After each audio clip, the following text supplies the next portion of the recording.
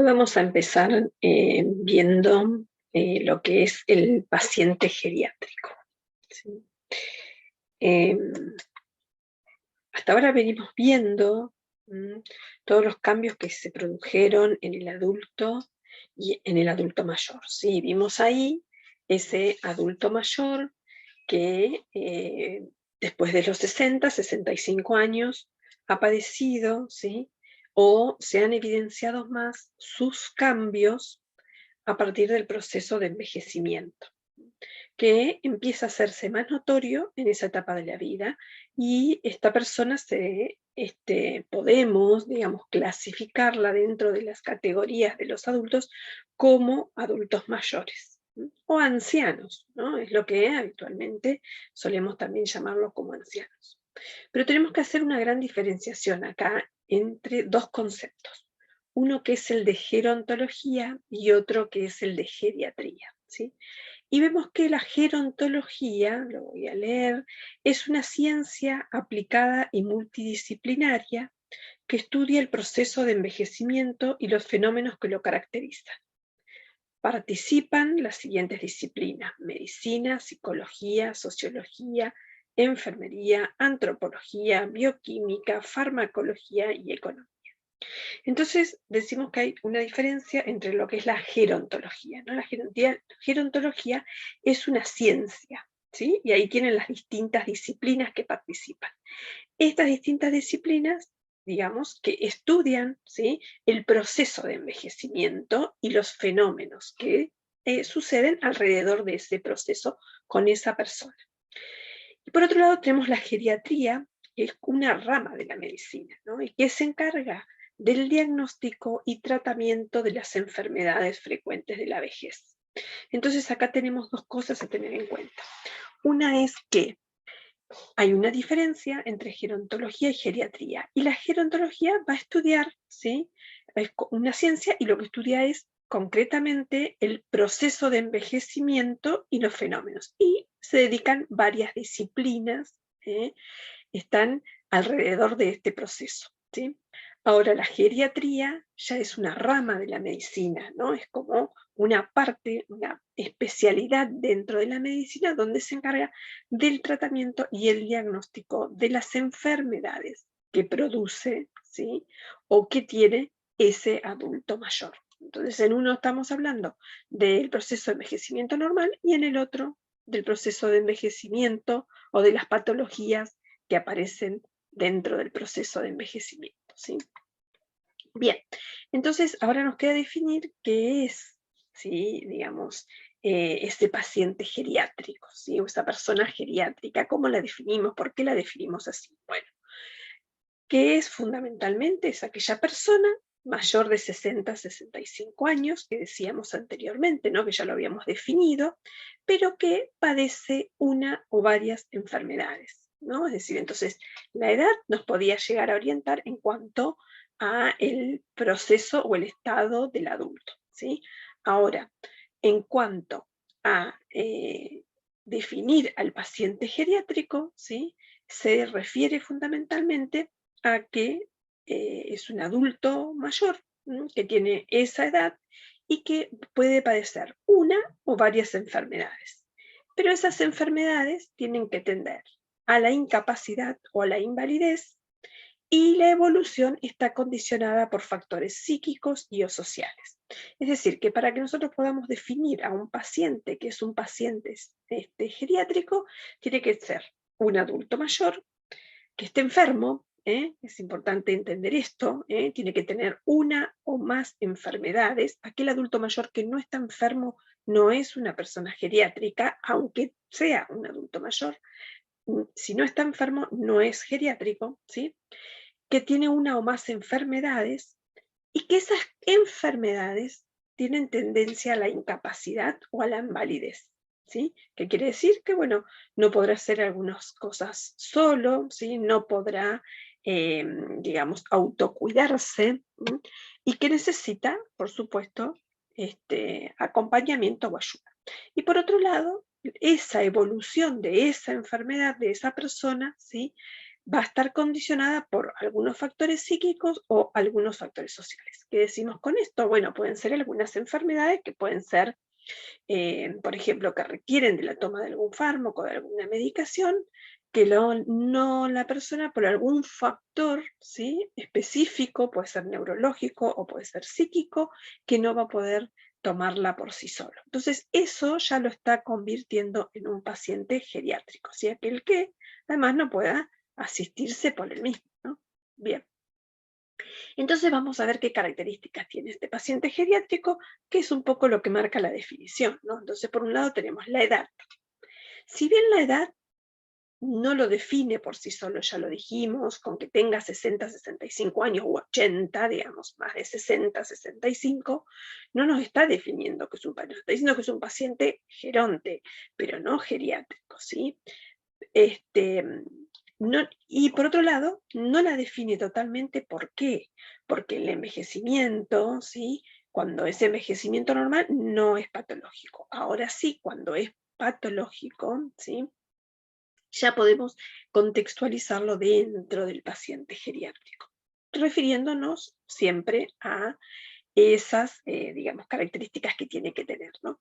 Pero bueno, la edad por sí misma no lo va a definir. Por un lado, porque no alcanza, es insuficiente para lo que dice la definición, ¿sí?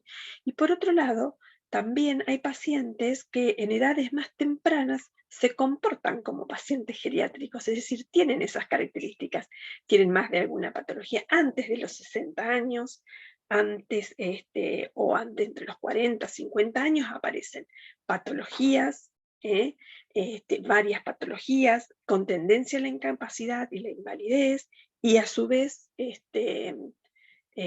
no les permiten, digamos, tener independencia, ¿sí?, o tienen cierta dependencia de sus acciones. Así que, por lo tanto, puede haber personas menores de 60, 65 años que presenten características de paciente geriátrico, y a su vez puede haber mayores de 60, 65 que no tengan ninguna característica de paciente geriátrico. Por lo tanto, si bien la edad es un parámetro, ¿sí?, no termina de definirlo solamente con la edad que una persona sea geriátrica, ¿sí?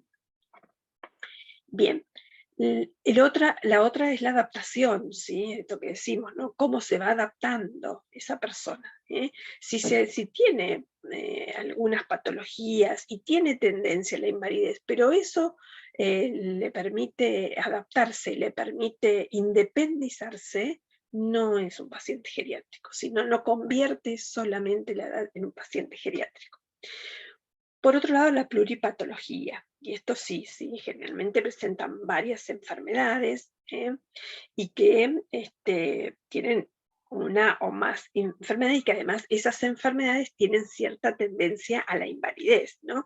Es bastante frecuente ver hoy que tenemos un paciente, ¿no?, un adulto mayor, en lo que es hipertenso, diabético, ¿sí?, y por ahí padeció alguna de las enfermedades coronarias, por ejemplo, ¿sí? Entonces, bueno, eso, hay presencia de enfermedad y hay varias enfermedades, ¿no?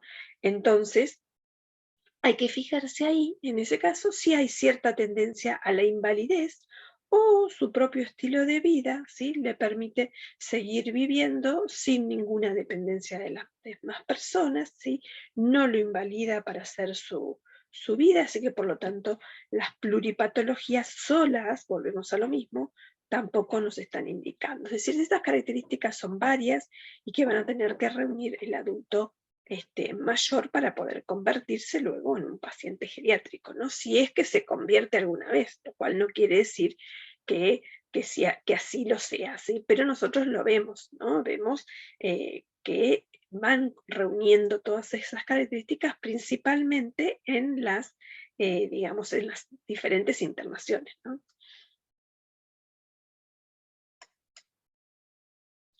Otra de las características que tiene el paciente geriátrico es la peculiaridad sintomática. ¿A qué se refiere? Tienen sintomatología particular y que tiene que ver con el proceso de envejecimiento, ¿sí?, que tiene algunas connotaciones especiales, es decir, como que no se presentan de la misma manera. Por eso dice peculiaridad sintomática o particularidad sintomática, también podríamos decirlo, ¿no? Porque tiene algunas características, digamos, los síntomas que presentan, que no siempre son como los vemos en el adulto maduro o en el adulto joven. Entonces, una de las características es que puede ser frustrada e incompleta, ¿sí? Por ejemplo, que se aparezca una neumonía sin fiebre, o un infarto, o esté cursando un infarto sin dolor en el pecho, ¿no? Vamos citando algunos ejemplos para que se den cuenta, ¿sí? Así que algunos signos y síntomas que habitualmente estamos acostumbrados a ver en el adulto mayor, ¿qué va a suceder? Van a aparecer como solapados en algunos casos, en otros más evidente, pero bueno, tienen como alguna sintomatología medio atípica. ¿Qué es lo que hace? Esto es muy importante saberlo, porque bueno, eh, cuando acá lo que marca es la importancia de estudiar y prepararse para aprender sobre precisamente sobre gerontología, ¿no? Gerontología y geriatría. Ahí aparece digamos, la especialidad, ¿no? Que hace que ver las cosas claramente para poder luego, este, digamos, identificar, ¿no? Identificar las enfermedades del adulto mayor. Bueno, atípica, puede cursar con un dolor abdominal, por ejemplo, un infarto agudo miocardio, ¿sí? Banalizada, bueno, esto es bastante frecuente, porque ¿qué es lo que hace el adulto mayor? No le duele, o habitualmente le duele determinadas zonas, entonces le resta importancia, ¿sí? Entonces, ese dolor abdominal, que por ahí es un dolor que suele tener porque es digestivo y demás, ¿sí? Resulta que por ahí luego termina convirtiéndose en un infarto, ¿no? Y silente, dice, ¿no? La enfermedad no muestra sintomatología, por ejemplo, la infección urinaria. A veces suele haber, e incluso puede aparecer o diagnosticarse una infección urinaria cuando hay incontinencia. Una persona que habitualmente controla esfínter y de repente es un adulto mayor, aparece con incontinencia, y no tiene ningún otro síntoma que son los habituales: fiebre, dolor al orinar, ¿sí? Disuria, bueno, todas estas cosas que habitualmente suele presentar una infección urinaria, de repente solamente se manifiesta con una incontinencia. Entonces, tiene ciertas características, los síntomas que presentan para algunas, sí, hay más síntomas y más patologías, entonces con distintas características que hacen que en el adulto mayor se presenten distintos. Entonces, a eso nos referimos con la peculiaridad sintomática. Pero hay algunos que hay que tener en cuenta, ¿no? Que son los más frecuentes y que son, por ejemplo, el dolor. ¿Eh? El dolor, ustedes saben que es bastante conocido, saber que siempre están con dolor los adultos mayores, ¿sí? Si no es la pierna, es la rodilla, es el hombro, es la cadera, es la cintura, es el cuello, ¿sí? Siempre algún dolor aparece, algún dolorimiento, ¿sí? Entonces, ese dolor, lo que suele aparecer como una, digamos, percepción alterada, ¿sí? Y a su vez que hay pérdida de sensibilidad. Ya hemos visto que hay pérdida de sensibilidad en algunos. Entonces, hace que el dolor se presente y se perciba distinto. El umbral del dolor en los jóvenes es mayor, ¿sí? Que en los adultos mayores, ¿no? Es decir, que tienen, digamos, una mayor percepción del dolor los adultos más jóvenes que los adultos mayores, así que por lo tanto pueden presentarse distintos. Entonces le tenemos que dar prioridad, ¿no? ¿Qué sería darle prioridad? Es decir, bueno, ¿tiene dolor? Tiene dolor. Es decir, y a veces uno preguntarle o interrogarlo y indagarlo sobre el dolor, cómo se presenta ese dolor, si lo tiene, ¿sí? Y qué tiene, qué característica. Y si no lo tiene o no lo expresa, preguntar y valorar bien hacia el dolor, ¿sí? Hacia que eso nos parece que debiera tener dolor por la enfermedad, por la patología, entonces preguntar, ¿sí? Bueno, por ejemplo, serían algunos ejemplos. Está con dolor de cabeza, ¿sí? Bueno, uno tiene que pensar que si tiene dolor de cabeza, podríamos estar frente a un accidente cerebrovascular, ¿sí?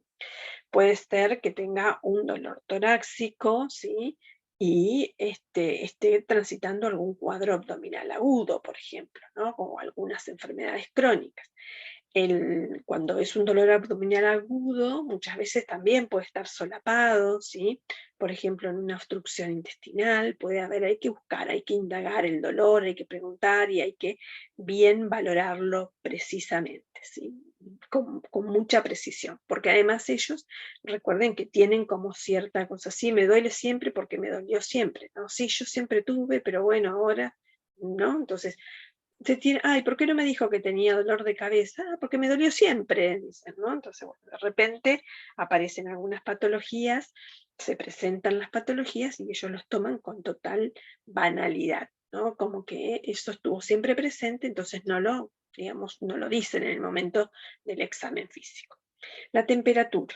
La temperatura, bueno, tiene el mecanismo de termorregulación alterado. Así que, por lo tanto, lo que pasa habitualmente es que tienen frío,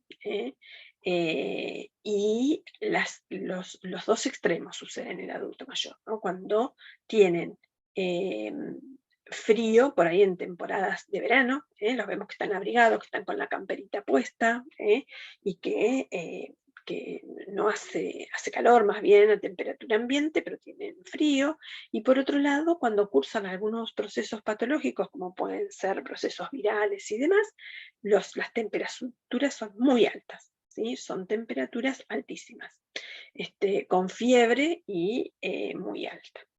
Por otro lado, otro de los síntomas bastante son la poliuria, nicturia y polaquiuria, ¿sí? Poliuria es el aumento de la frecuencia en la diuresis, es decir, van varias veces al baño. La nicturia es la orina durante la noche, levantarse al baño, orinar durante la noche, y la polaquiuria es la orina, es decir, orinar frecuentemente y con dolor, acompañado de dolor, ¿sí? Y bueno, algunas cosas que pueden pasar con esto, ¿no? Es decir, si esto se cambia, que por ahí no cursan con fiebre, como les decía anteriormente, con respecto a la infección urinaria, puede ser que, bueno, hay que indagar, sí, hay que preguntar, si además, si cursa con dolor, si tiene dolor, si va muy frecuentemente al baño, ¿sí? Y bueno, y de repente algunos de los médicos le piden un urocultivo y se encuentran con que tenía una infección urinaria, ¿sí? Y bueno, ver también qué medicación toma, porque a veces los diuréticos sí hacen que vayan más frecuentemente al baño, y bueno, hay que ver las causas, ¿no? Bien, otros de los síntomas pueden ser las dispepsias, sienten como una quemazón y con aumento de formación de ácidos gástricos, perdón, pueden tener reflujo gástrico, y bueno, eso también es bastante frecuente. Diarreas y estreñimientos son problemas bastante comunes que se producen en el anciano. Hay diarreas que tienen que ver con los hábitos alimentarios o algunos procesos de mala absorción. Así que bueno, son también algunos síntomas que hay que indagarlo y no tomarlos siempre como que son naturales o que son propios o que son porque son adultos mayores nada más, sino que son síntomas que para ellos se pueden presentar diferentes, pero eso no quiere decir que no tengan la misma importancia que tenemos con los adultos jóvenes o el adulto maduro, ¿sí? El estreñimiento también, ya hablamos anteriormente, que se produce habitualmente un enlentecimiento, ¿sí?, de los movimientos peristálticos, y si a eso lo acompañamos con falta de consumo de líquidos, dietas que tienen pocas fibras y demás, el estreñimiento en el adulto mayor es más frecuente, y más aún si no tienen movilidad física, no hacen actividad física y demás, ¿sí? La incontinencia de esfínteres, también hay que revisar eso porque puede haber algún trastorno neurológico central, puede haber deterioro, ¿sí?, de la salud mental, pueden aparecer algunos prolapsos, ¿sí? Así que bueno, también hay que ver eso. Y la incontinencia urinaria, que puede ser por disfunción neurológica o por algunos problemas psicológicos o sociales, pero siempre que estamos frente a una incontinencia de esfínteres, cualquiera sea, hay que estudiarlo y hay que empezar a ver en profundidad qué es lo que está pasando con esa situación en particular. Debilidad general, puede aparecer anemias, que también hay cambios, lo vimos en los cambios que se producen en el proceso de envejecimiento, pero bueno, está bien que aparezca la anemia como parte del proceso, pero eso hay que tratarlo. Entonces, si aparecen signos de debilidad general, cansancio y demás, bueno, habrá que pedir un análisis de sangre, ver cómo están sus glóbulos rojos y tratarlo. Infecciones, ya sabemos que están más expuestos a eso, ¿sí? Deshidratación, suelen consumir menos cantidad de líquidos, así que por lo tanto es frecuente también que tengan, digamos, eh, mayor pérdida de líquidos, y como no consumen, por lo tanto son más frágiles a padecer estos desequilibrios de líquidos, ¿sí? Y bueno, si están tomando algunos fármacos, algunos efectos secundarios también pueden ser.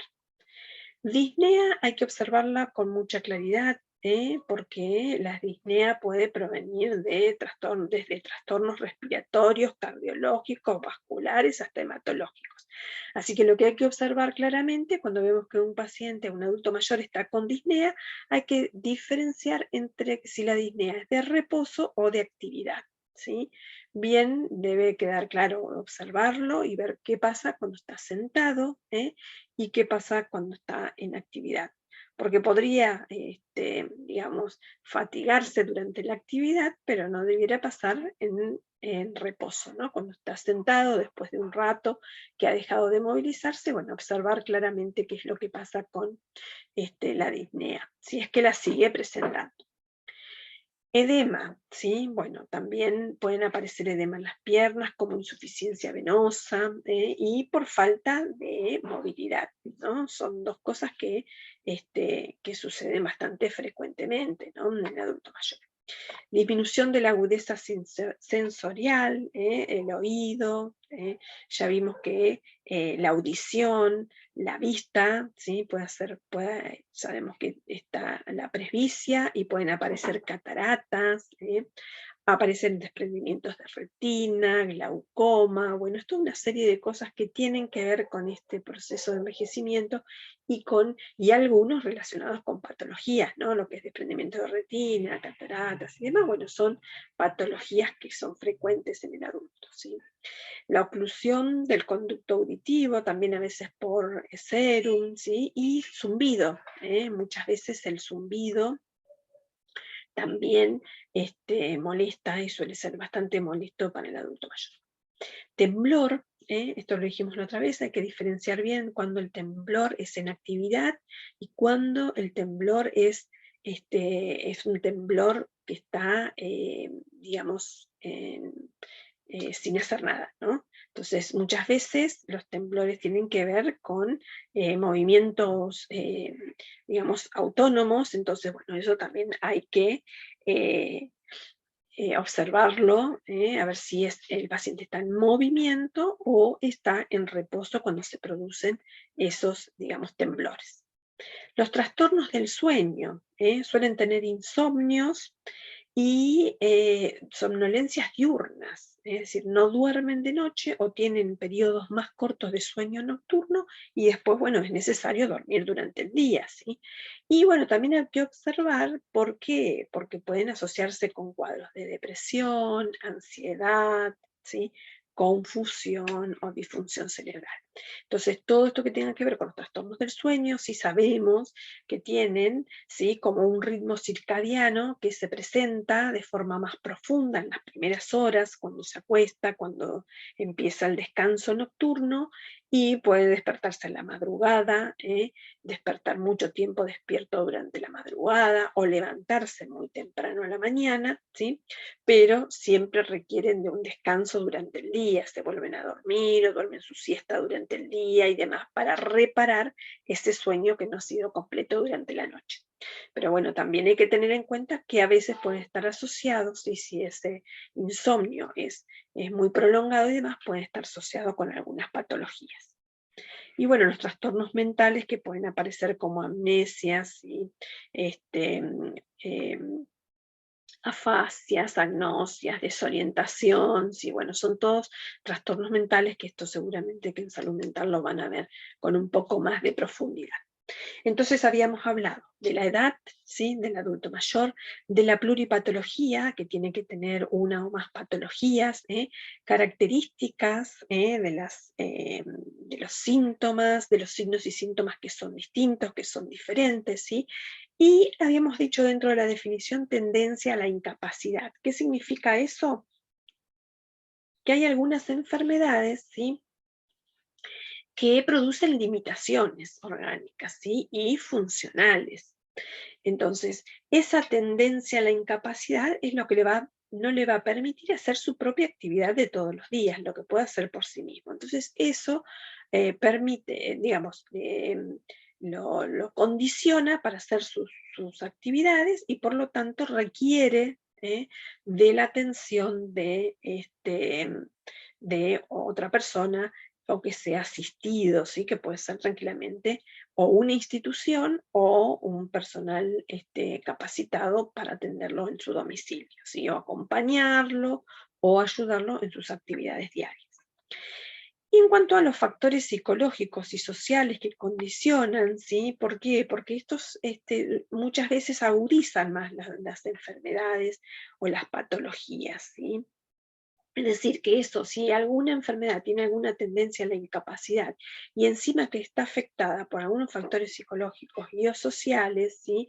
Entonces eso es mucho más difícil, digamos, de superar la etapa de enfermedad, se hacen periodos más prolongados de atención, ¿sí? De asistencia, y bueno, y requiere de una demanda diaria, casi les diría, para la atención, ¿sí?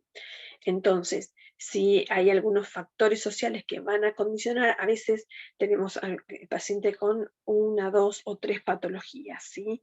Que tal vez lo pensamos y decimos, bueno, sí, pero con estas patologías no necesitamos tenerlo internado, no necesita estar en el hospital, puede ir a su domicilio. Pero cuando va al domicilio, en realidad no tiene acompañamiento, vive solo, ¿sí? O sola. Por ahí no puede cocinarse, ¿sí? No tiene terceros o terceras personas que lo puedan acompañar o que le puedan llevar la comida o que se la puedan hacer. No pueden autoabastecerse, ¿sí? No pueden hacer sus propias actividades. Entonces eso es un condicionante, ¿eh? Eso condiciona esa evolución, ¿no? Esa persona que estaba en un hospital porque sufrió una patología, se descompensó y demás, se le quiere dar el alta, pero por su condición social no va a poder ir a su domicilio, va a tener que ir a una institución de adultos mayores, ¿sí? Bueno, entonces esas son todos condicionantes que hacen que algunas enfermedades, digamos, repercutan negativamente y que, bueno, por supuesto que en eso, si la familia, no hay una familia, si no hay un grupo de apoyo que es más directo, sí que lo pueda ayudar y que lo pueda ayudar en todas sus actividades, por supuesto que va a requerir de internación y de profesionales que puedan ayudarlo, ¿sí? Bueno, después hay algunas manifestaciones de dependencia, es decir, que empiezan a aparecer, ¿no? Una vez que ya tenemos un paciente geriátrico, bueno, la inmovilidad, ¿sí? O la poca actividad, no sé, se me ocurre un ejemplo que veíamos el paciente con Parkinson, ¿sí? En estadios un poco más avanzados, por ahí ya no pueden estar solos, ya no pueden vivir solos, entonces requieren tienen manifestaciones de dependencia, así que no pueden movilizarse, es una, ¿sí? Que tendría que estar en la cama, por ejemplo, reposo, y lo otro es que la actividad sea muy poca y que no pueda hacer gran parte. Bueno, un ejemplo sería esto que yo les digo, ¿no? No poder ser independiente dentro de su propio domicilio. Entonces, eso requiere de una asistencia de terceras personas que pueden ser familiares u otros, pero o cuidadores o profesionales, enfermeros, pero tienen manifestaciones de dependencia. La incontinencia, principalmente en aquellas personas que no pueden movilizarse al baño, ¿sí? Y que requieren de cambios de ropa, de baño, de pañales y que no se pueden, digamos, valerse por ellos mismos. Confusión, aquellas personas que son confusos, que no recuerdan cosas, que se olvidaron cosas por momentos. Bueno, eso también, ¿no? Eso es importante saberlo. ¿Por qué? Porque se va a olvidar de tomar la medicación, no va a poder tomarla, se va a olvidar de cerrar la puerta, de apagar una llave de luz, de gas, bueno, etcétera, ¿no? Entonces, eso también es una manifestación de dependencia. El insomnio, ¿eh? No poder dormir, eso también, ¿no? Es decir, de poder detectarlo y poder saber, bueno, no duerme, ¿cuándo duerme? Muchas veces nos damos cuenta en el hospital, ¿no? Que no duerme, que no descansa y demás. Y bueno, cuando hay aislamiento y desarraigo social, es decir, que no tiene una familia, que no tiene, digamos, personas directas que puedan atenderlo, que lo puedan ayudar, que lo puedan acompañar, aunque sea a veces hacerle un mandado, ¿no? Si no puede movilizarse, hacer un mandado que puedan llevarle algo o hacerle la comida y demás, ayudarlo en el aseo personal, bueno, esos son algunas manifestaciones de dependencia, ¿sí? Entonces, para tener en cuenta todas estas cuestiones, digamos, como que podríamos definirlo, ¿no? Es decir, el paciente geriátrico, ¿por qué es paciente geriátrico? Entonces no alcanza solo, creo que ya va quedando más claro, que no alcanza solo con que, no, con que tenga la edad, con que tenga las patologías, sino que además esas patologías tienen que ir acompañadas de discapacidad, tienen que ir acompañando a la invalidez y ya condicionado por otros factores que no son solamente los factores físicos, ¿sí? Sino que aparecen los sociales y los psicológicos que van a condicionar la evolución, ¿no? Y de esa evolución puede ser que sea un condicionante sencillo en solamente poder autovalerse de sus, de sus tareas diarias, de sus cosas diarias, y que empiezan a aparecer esas manifestaciones de dependencia, ¿no? Como dijimos antes, que empiezan a manifestarse en función de que, bueno, ya no va a poder estar solo, ya no puede, digamos, hacer sus actividades diarias y van a requerir o de la asistencia de terceros o en todo caso la institucionalización del adulto mayor.